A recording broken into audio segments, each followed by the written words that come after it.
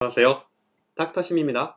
자, 오늘은 여러분 코로나19보다 훨씬 더 센 치명률이 높은 그런 바이러스가 혹시 유행하거나 혹시 감염이 되거나 혹시 감염될 위험에 노출되거나 이럴 경우에 어떻게 해야 되는가 한번 생각을 해 보겠습니다.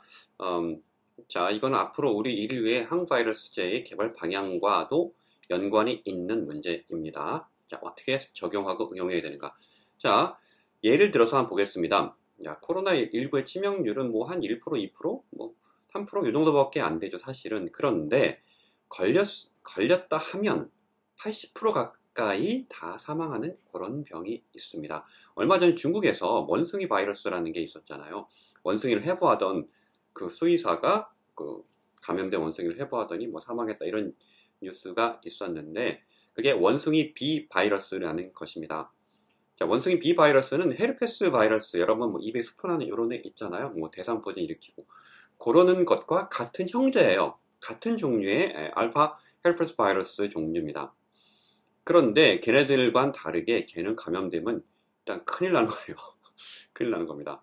근데 여러분, 왜 큰일 나냐면 그게 이제 뇌로 갑니다. 그래서 하여튼 그런다 그럽니다. 그래서 우리 CDC, 미국 CDC에서는 여기에 대처하는 어떤 방안을 갖다 미리 홈페이지에 올려놨습니다. 자, 왜 걸리냐? 원숭이에 접촉하거나 긁히거나 뭐 오염된 분비물에 노출되거나 이런 상황에서 걸릴 수가 있습니다. 감염된 원숭이. 그러니까 여러분, 뭐 동물원 가가지고 원숭이 함부로 근처 가거나 만지거나 이러면 절대 안 되고요. 그 다음에 뭐 어디 여행 가거나 혹시 그럴 일은 흔치 않겠지만 뭐 밀림에 이렇게 놀러 가거나 이럴 때 원숭이 가까이 가면 절대 안 됩니다. 우리 인간은 걔네랑 달라요. 원숭이 바이러스는 원숭이가 갖고 있으면은 증상이 아예 없기도 하고요. 있더라도 약하게 진행하는 경우가 많다 그래요. 뭐 그것도 원숭이 종류마다 다르지만.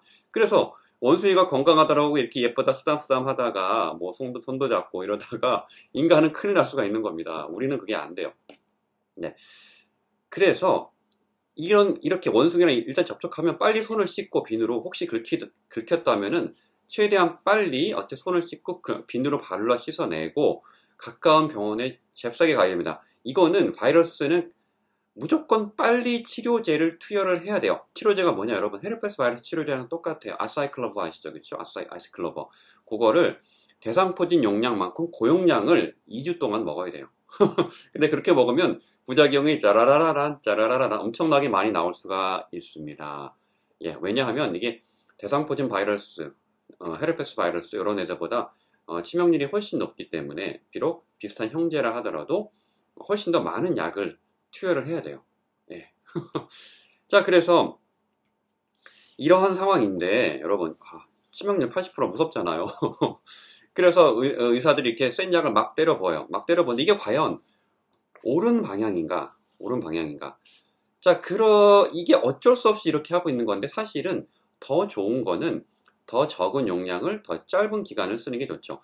이 원숭이 비 바이러스, 멍키 비 바이러스에는 아까 말씀드렸듯이 아사이클로빌란 단일제, 얘는 뉴클리오사이드 아날로그예요. 여러분, 뉴클리오사이드 아날로그 어디서 많이 들어봤잖아요. 얘가 바로 몰누피라비르, 지금 코로나19 치료제로 개발되고 있는 그거랑 유사한 같은 원리입니다. 자, 이러한 약을 단일제를 고용량을 원래 개발된 것보다 장기로 써야 된다는 겁니다. 원래는 대상포진에 일주일만 먹어도 되지만 얘는 2주 먹어야 돼요. 예. 그러면 여기 단순포진에는 용량보다 거의 뭐 4배, 5배 이렇게 먹어야 되는 것입니다. 자, 이런 상황이 되면 아까 말씀드렸듯이 약제 내성도 당연히 이제 문제가 될 수 있고 계속 이런 상황이 반복되면 그 다음에 갖가지 부작용이 나올 가능성이 높아지고 무슨 뭐 태아기형이나 뭐 이런 문제도 생길 가능성이 생기죠. 그래서 아까 말씀드렸듯이 우리가 추구해야 할 이상적인 약은 뭐냐? 복합제입니다. 복합제. 한 가지 바이러스의 한 가지 약제가 아니라 적어도 2가지 이상의 약을 복합해서 투여를 해야 되는 것입니다. 자, 그렇게 하면 뭐가 이득이 있느냐? 용량을 세게 안 해도 됩니다.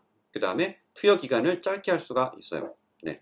그리고 내성 발현 가능성도 훨씬 없고요. 당연히 약제의 부작용이 날 가능성이 이제 훨씬 줄어들게 되겠죠. 물론 효과도 더 올라갈 수가 있겠죠. 자, 아까 말씀드린 멍키 비 바이러스를 예를 들어 보겠습니다. 얘는 헤르페스 심플렉스 바이러스, 단순 헤르페스 바이러스 1형의 일종이라고 형제라 그랬잖아요. 얘의 단순 헤르페스 바이러스가 우리 몸에 어떻게 감염이 되냐면 그 코로나19 바이러스랑 굉장히 유사합니다. 다이렉트하게 세포막에 이렇게 퓨전 되는 거랑 또 엔도솜을 일으킨 다음에 라이소솜 가가지고 또 그 다음에 세포 내로 이렇게 핵산이 이렇게 딱 DNA가 들어오는 그런 과정, 두 가지 과정을 다 거칩니다. 여러분, 근데 우리 시원이 쓴 논문에 보시면 라이소소멀 트로픽 에이전트, 그러니까 피로나리딘 같은 그런 애들이에요. 그런 애들은 우리 헬라 세포라는 데에서 엔도솜, 라이소솜을 통해서 이렇게 들어오는 그런 과정을 억제하잖아요. 이 헤르페스 심플렉스 바이러스, 그러니까 원숭이 비 바이러스의 경우에도 마찬가지 기전으로 이 기전을 억제할 수 있다. 바이러스 침투를 차단할 수 있다는 것입니다. 아시겠습니까? 근데 얘는 다른 침투 기전이 또 있죠. 퓨전이라고 해서 바로 그냥 엔도솜 거치지 않고 바이러스 세포막으로 툭 들어오는 겁니다. 녹아내려가지고. 그런 거는 어떻게 방법이 없는가?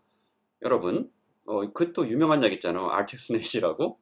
아르테스넷이 딱 보니까 헤르페스 심플렉스 바이러스의 복제도 억제를 한다고 합니다. 얘는 퓨전을 자체를 막지는 못하겠으나 들어와서 복제를 이제 억제를 할 수가 있겠죠. 그래서 이 멍키비 바이러스가 하나는 이제 엔도점을 통해 들어오고 하나는 다이렉트 퓨전을 통해 들어오는데 엔도점을 통해 들어오는 그 경로는 라이소소마 트로픽 에이전트, 예를 들어 피로나리딘 같은 그런 것들로 이제 막아줄 수가 있다는 거고요. 뭐 퓨전을 통해 들어오고 엔도점을 통해 들어오고 어쨌든 일단은 세포질로 들어왔다면 그거는 아르테스넷을 통해서 이제 억제를 해줄 수가 있다. 따라서 이런 복합제들로 이런 두 가지 약을 복합을 하는 약이 세상에 존재하다면 이제 단일제, 아르테스넷 단일제보다 아마도 더 효과가 좋을 수 있고 더 저용량으로 단기간 치료에서 효과가 있을 수 있겠다라고 이제 추정이 됩니다. 이것은 어디까지냐 닥터심의 추정이고요. 임상시험이나 여러 가지 시험을 통해서 이제 확정이 돼야 되는 거예요. 그러니까 충분히 이제 시도해 볼 만한 임상시험 분야다. 이런 식으로 생각해 볼 수 있겠습니다. 그래서 결론적으로 자, 치명률이 높은 그런 바이러스가 세상에 만약에 유행한다. 혹은 본인이 어떤 운이 안 좋게 노출이 됐다. 특수한 상황에서 이렇다면은 일단 추구해야 될 방향은 복합제를 투여하는 게 가장 유리할 것이다. 단일제 하나로보다는 그런 식으로 이제 정리하겠습니다. 자, 이거는 앞으로 어떤 종류의 바이러스든지 거기에 대한 치료제의 어떤 적용 개발 임상시험 방향에 다 동일하게 적용이 될 수 있습니다. 닥터신이었습니다.